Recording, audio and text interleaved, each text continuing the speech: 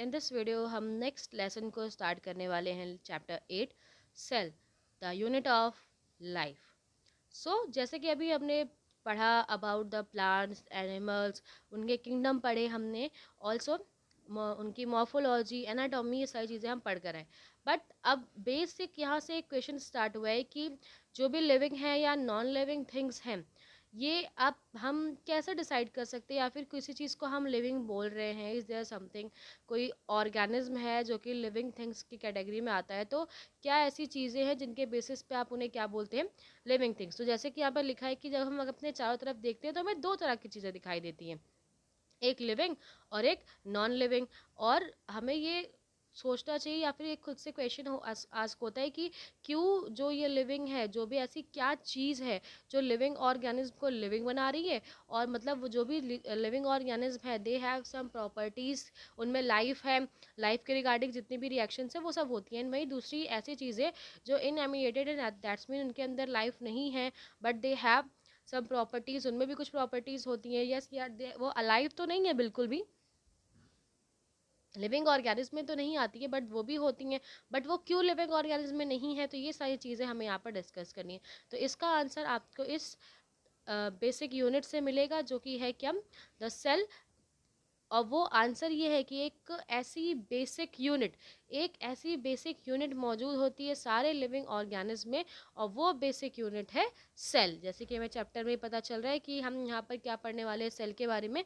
सो cell क्या है, एक ऐसी यूनिट है, एक ऐसी स्ट्रक्चरल एंड फंक्शनल यूनिट है जो कि हमारी बॉडी में होने वाली हर एक प्रोसेस को प्रोसीड करवाती है, हेल्प करती है। एंड बिकॉज हम सर्वाइव कर रहे हैं, अलाइव हैं, उनका रीज़न क्या है, वह सेल ही है। तो सेल ही क्या है, मेन बेसिक यूनिट है।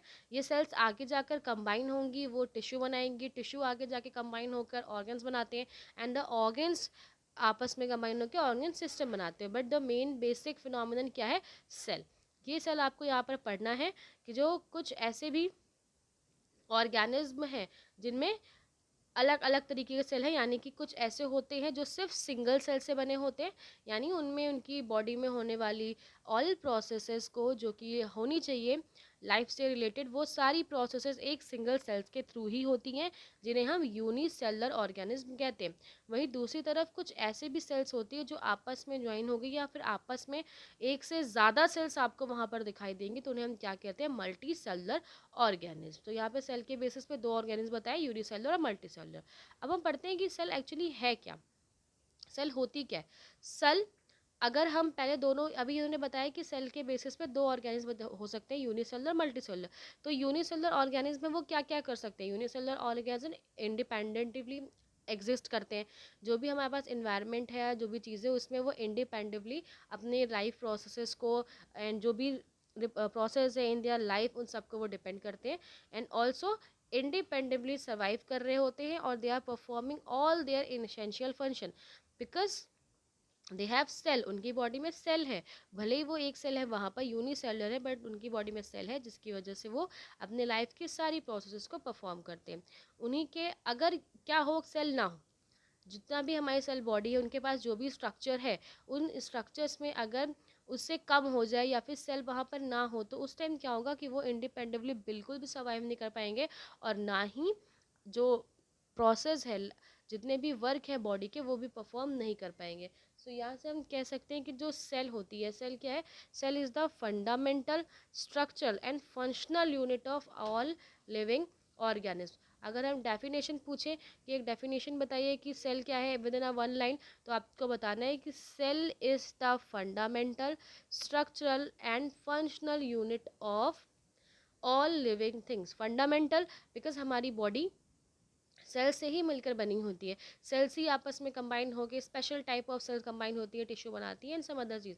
तो बेसिक यूनिट, बेसिक फंडामेंटल हमारी बॉडी का क्या है, सेल।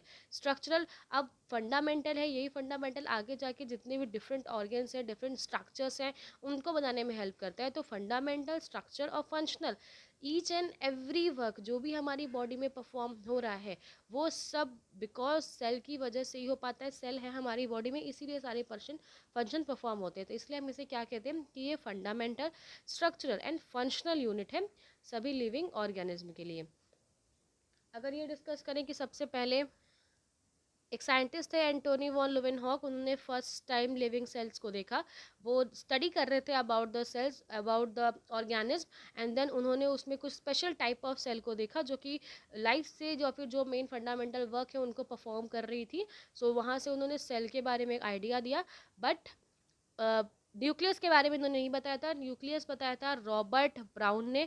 इन्होंने डिस्कवर किया अबाउट द न्यूक्लियस, बिकॉज जो सेल है, सेल के अंदर जो मेन फंक्शन है वो सारा परफॉर्म होता है बाय द न्यूक्लियस। तो उन्होंने सेल के बारे में एंटोनी वॉन लिविंगहॉक ने बता दिया था कि एक सेल होती है, एंड लाइफ के बॉडी के हर काम करने में जो सेल है ये हेल्प करती है। बट आफ्टर दैट एक न्यू साइंटिस्ट आए, दैट इज रॉबर्ट ब्राउन, उन्होंने अब बनाया आगे जाकर कि इसके अंदर न्यूक्लियस भी मौजूद है। तो ये आप ध्यान रखिएगा कि बिकॉज सेल से ये सिर्फ ही हो सकता है कि सारे पार्ट्स उन्होंने नहीं बताया, न्यूक्लियस जो है वो रॉबर्ट ब्राउन ने बताया।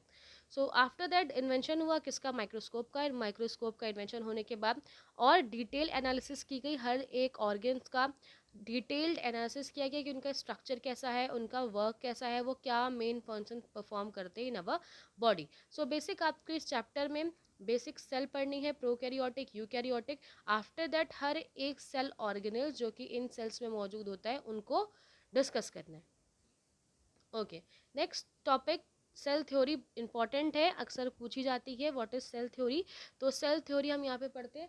पहले यहाँ पर दो साइंटिस्ट थे, एक स्लाइडेन इन 1838 में। बेसिकली ये क्या थे, एक जर्मन बॉटनिस्ट थे और ये रिसर्च कर रहे थे about the large number of plants, और वो ऑब्जर्व कर रहे थे कि कितने डिफरेंट टाइप्स ऑफ प्लांट हैं, वो उनमें जो फंक्शन परफॉर्म होते हैं वो किससे होते हैं, सेल से होते हैं, वो सेल्स किस तरीके से डिफरेंट टिश्यू का फॉर्मेशन करते हैं। सो ये सारी चीज़ें यहाँ पर पढ़ रहे थे स्लाइडन। और एट द सेम टाइम पे एक और साइंटिस्ट थे जिन्हें हम स्वान बोलते हैं, स्लाइडन एंड स्वान। जो नेक्स्ट साइंटिस्ट थे वो थे स्वान। ये भी एक ये बॉटनी जूलॉजिस्ट है, और ये डिफरेंट काइंड्स ऑफ एनिमल्स के ऊपर रिसर्च कर रहे थे, डिफरेंट काइंड ऑफ एनिमल्स को देख रहे थे, उनकी रिपोर्ट तैयार कर रहे थे। और उन्होंने रिपोर्ट तैयार की, उसने बताया कि there is some layer, outer layer, कुछ ऐसी एक लेयर होती है जो कि मौजूद है, जो कि आगे जाकर सेल के अराउंड में कोई लेयर मौजूद है, तो वो आगे जाकर उसे प्लाज्मा मेम्ब्रेन का नाम दिया गया, जो कि अभी हम उसके बारे में एक एक करके पढ़ेंगे। सो एक्चुअली यहाँ पे जैसे मैंने आपको बताया कि जो साइंटिस्ट थे बॉटनिस्ट लाइडेन और दूसरे जो जूलॉजिस्ट स्वान, इन दोनों ने सेम टाइम पे रिसर्च की। बट जो स्लाइडेन है हमारे पास वो डिस्कस कर रहे थे अबाउट द बॉटनी यानी plants, and Schleiden and Schwann sir जो थे वो जूलॉजिस्ट थे, तो एनिमल्स के ऊपर रिसर्च कर रहे थे, और वो दोनों ही डिस्कस कर रहे थे या ढूंढ रहे थे अबाउट द सेल्स। तो उन्होंने बहुत सारी चीज़ें वहाँ पे कंक्लूड की, और उन बेसिस स्टडीज़ के बेसिस पे उन्होंने बताया कि there is some presence of cell, जो प्रेजेंस ऑफ सेल वॉल है, presence of cell wall. Actually उन्होंने यहाँ से कंक्लूड करके बताया कि जो प्लांट टिश्यू में सेल वॉल मौजूद होती है, वो सेल वॉल यूनिक फीचर है प्लांट सेल का। अभी जब आप डिफ्रेंसिएशन पढ़ेंगे यूकैरियोटिक एंड प्रोकैरियोटिक, तो यहाँ पर ये बताया जाएगा ऑल्सो। जब आप प्लांट सेल और एनिमल सेल, हाँ plant and animal, so plant and animal cells में जब आप डिफरेंस पढ़ेंगे तो वहाँ मेजर डिफरेंस ये होता है कि जो प्लांट सेल्स है उसके ऊपर क्या होती है, एक सेल वॉल मौजूद होती है। सो ये सारे डिफरेंसेस आगे मैं बताऊंगी, लेकिन फर्स्ट ये साइंटिस्ट डिस्कस कर रहे थे अबाउट द थ्योरीज। तो उन्होंने वहाँ से एक चीज़ बताई कि जो भी प्लांट सेल है उनके ऊपर आपको एक सेल वॉल मिलेगी, और जो एनिमल सेल होते हैं उनके ऊपर आपको सेल वॉल ऐसा नहीं मिलती है। ओके, तो on the basis of this जो थ्योरी बताई किसने, जो थ्योरी बताई जिसमें बताया गया कि स्लाइडन ने प्रपोज किया कि जितनी भी एनिमल्स हैं और प्लांट्स हैं वो दोनों ही दोनों ही जो बॉडीज है, लिविंग थिंग्स है, वो सेल से मिलकर बने हुए हैं, और सेल्स के ही कुछ प्रोडक्ट जैसे टिश्यू, ऑर्गन्स और ऑल चीज़ें वो भी क्या है, सेल से ही मिलकर बनी हुई हैं। तो यहाँ पर एक थ्योरी दी गई जिसे हम स्लाइड एंड स्वान थ्योरी बोलते हैं, बिकॉज दोनों एक ही टाइम सेम टाइम पे एक सेम टाइप ऑफ वर्क पे परफॉर्म कर रहे थे, जिन्होंने इस थ्योरी को क्या नाम दिया, सेल थ्योरी। दोनों अलग अलग डिस्कवर कर रहे थे बट बेसिक एक ही चीज़ उन्होंने बताई, इसलिए तो यहाँ पर एक साथ थ्योरी बताई जाती है स्लाइडेन एंड स्वान, जिसकी जो थ्योरी का क्या नाम है, सेल थ्योरी। ये थ्योरी ये तो बताती है कि जितने भी हमारी बॉडी में ऑर्गेनिज्म है या जितनी भी बॉडी में हमारे पार्ट्स हैं, वर्क होते हैं, वो सब सेल से होते हैं। बट ये थ्योरी ये एक्सप्लेन नहीं करती है कि ये किस तरीके से फॉर्म हुए या कौन सी चीज़ें ऐसे हैं जो इसमें इसके फॉर्मेशन में, सेल फॉर्मेशन में हेल्प करती है, ये सारी चीज़ें नहीं बताई। तो आफ्टर दैट कुछ एक साइंटिस्ट है, दैट इज रोडोल्फ विर्चियो, इन्होंने ये एक्सप्लेन किया कि जो सेल है, यानी हमारी बॉडी में जो सेल मौजूद होती है, एक न्यू सेल अगर वो जनरेट हुई है तो ये पहले से प्री एग्जिस्टिंग, कोई पहले से बनी हुई सेल से ही फॉर्म होती है, एंड देन ये आगे जाके एक न्यू सेल बनाएगी। तो इनका कहने का मतलब था कि अगर हमारे पास कोई एक न्यू सेल है तो उसका फॉर्मेशन प्री एग्जिस्टिंग, पहले से मौजूद किसी सेल के थ्रू ही हो सकता है। इतनी बात एक साइंटिस्ट ने बताई।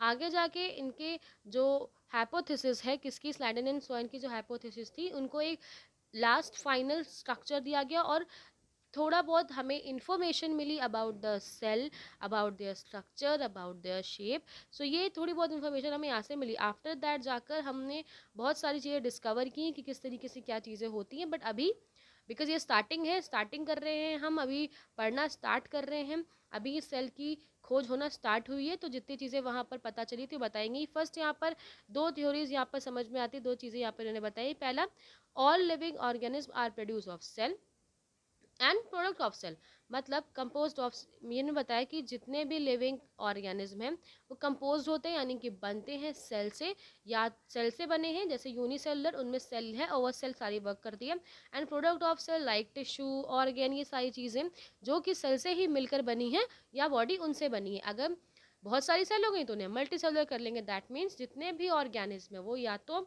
यूनिसेलुलर है या मल्टी सेलुलर है। यूनिसेलुलर दैट मीन्स उनमें एक सेल है, मल्टी सेलुलर मतलब बहुत सारी सेल्स हैं, और बेसिक यूनिट है कि दोनों में सेल है। तो यहाँ से हमें पता चलता है कि जितने भी लिविंग ऑर्गेनिज्म है सबकी बॉडी में सेल मौजूद है। दूसरी इन्होंने बात बताई कि जितनी भी सेल्स हैं जो अराइज हुई है वो पहले से प्री एग्जिस्टिंग, मतलब पहले से कोई सेल एग्जिस्ट करती है, वही सेल आगे जाकर न्यू सेल का फॉर्मेशन करती है। सो जो न्यू सेल बनी है, न्यू सेल का जो फॉर्मेशन होता है वो प्री एग्जिस्टिंग सेल्स के थ्रू ही होता है। तो ये सारी चीज़ें यहाँ पर आपको बताई गई। आपको सेल थ्योरी पढ़नी है, याद करनी है, जिसमें स्लाइडेन एंड स्वान के किए हुए रिसर्चेस को बताना है।